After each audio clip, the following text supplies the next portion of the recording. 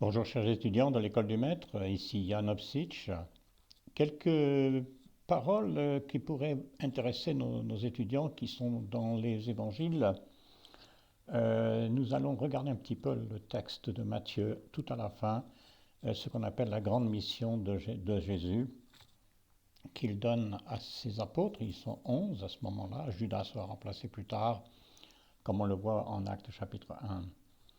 Et donc, si nous lisons ce texte, nous voyons des choses intéressantes, mais je vais souligner une chose qui n'est pas toujours soulignée.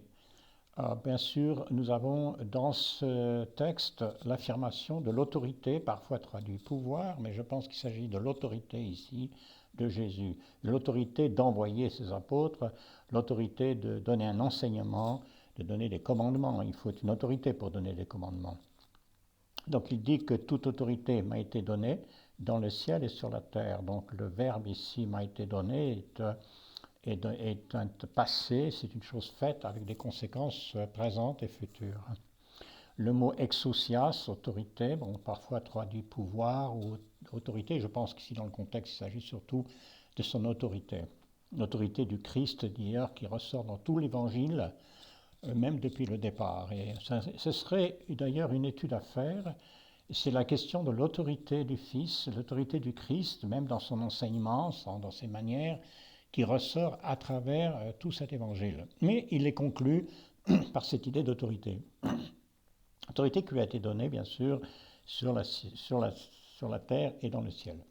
Mais ce qui est intéressant, c'est que le commandement qui est donné d'aller et de faire des disciples, mathétes, les disciples sont ceux qui écoutent un maître, qui écoutent un enseignement et qui le mettent en pratique.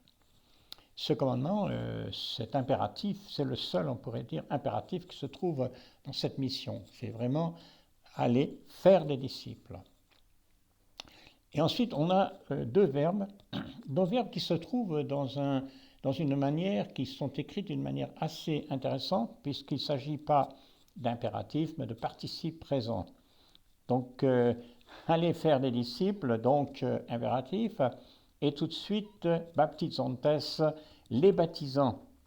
C'est-à-dire que c'est aussi de cette manière que nous faisons des disciples, c'est-à-dire que le baptême est une partie importante pour ceux qui veulent se donner à être disciples de Jésus, qui veulent apprendre de lui. C'est le commandement donné bien sûr par Jésus lui-même.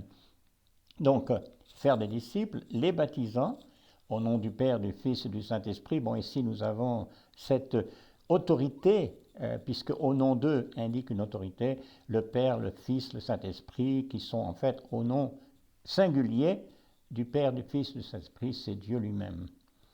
Donc les baptisants de cette manière, mais aussi, et le français ne le souligne pas toujours, et leur enseignant à observer tous mes commandements ou à garder tous mes commandements. Le verbe ici, didascontes, aussi, il se trouve au participe présent, c'est-à-dire c'est par cette manière, c'est en faisant cela que nous faisons des disciples. Donc deux choses, par le baptême et par l'enseignement que nous donnons, que nous devons donner, ces hommes, ces femmes deviennent des disciples, ce sont ceux qui se mettent sous l'enseignement de Jésus. Évidemment, ça suppose que cet enseignement de Jésus, on peut le connaître, qu'on peut le comprendre, et aussi qu'on peut le mettre en pratique, parce qu'il y a cette idée dans ce texte de mettre en pratique ou d'obéir, ça dépend des traductions. Il ne s'agit pas d'une théorie de philosophie, il ne s'agit pas simplement de théologie, il s'agit de qu'est-ce qu'on va faire dans notre vie, comment on va pratiquer. Et d'ailleurs, dans tout l'enseignement de Jésus, surtout dans le Sermon sur la montagne, bien sûr, dans Matthieu 5 à 7, il s'agit de la pratique. Donc on a cet aspect-là, et puis finalement la mission qui est donnée se conclut par cette promesse de Jésus, je suis avec vous tous les jours jusqu'à la fin du monde, ou plutôt jusqu'à la fin de l'âge.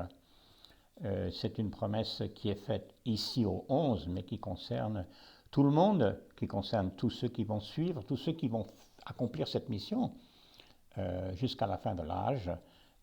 Parfois traduire le monde. Il y a plusieurs mots en grec pour monde, et ici aion, l'âge, c'est l'idée du monde, mais l'idée dans le sens temporel, c'est-à-dire de ce qui se passe dans le temps.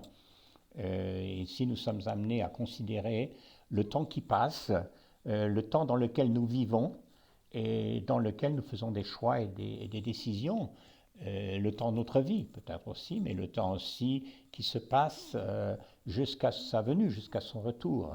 Hein, je suis avec vous jusqu'à la fin de l'âge, ça veut dire que quand il y a la fin qui arrive, ça ne veut pas dire qu'il n'est plus avec nous, mais que pendant cette période de temps, il se trouve avec nous. Il est avec nous et nous pouvons donc être réconfortés, fortifiés et guidés par le Christ qui est vivant. Donc voilà quelques mots sur ces dernières paroles. Et il y aurait plus à dire, certainement, il y a toujours plus de choses.